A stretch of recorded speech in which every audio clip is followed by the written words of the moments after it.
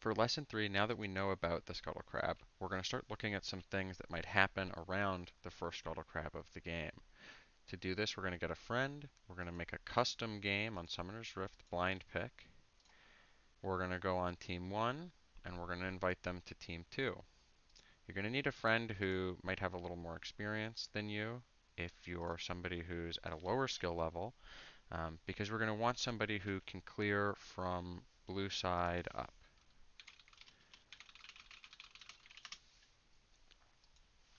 In this case, I'm the volley bear, and we can go to around the time I finish my clear.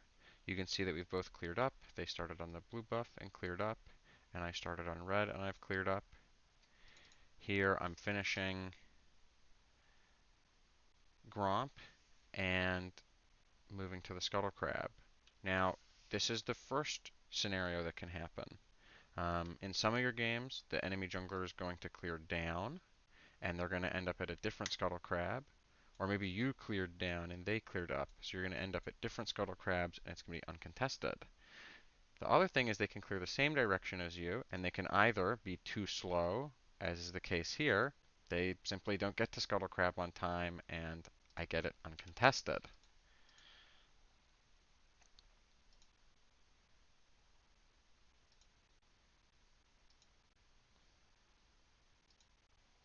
Then we'll go to the other examples of what else can happen.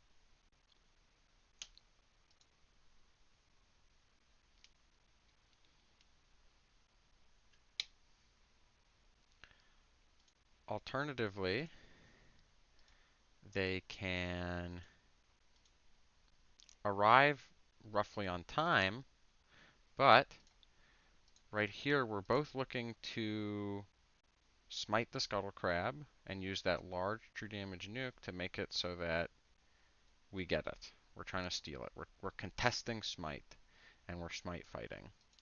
Here I managed to land it, uh, and unfortunately he's weak enough right here that I'm going to kill him after. And this is another example of what contesting Scuttle Crab might look like.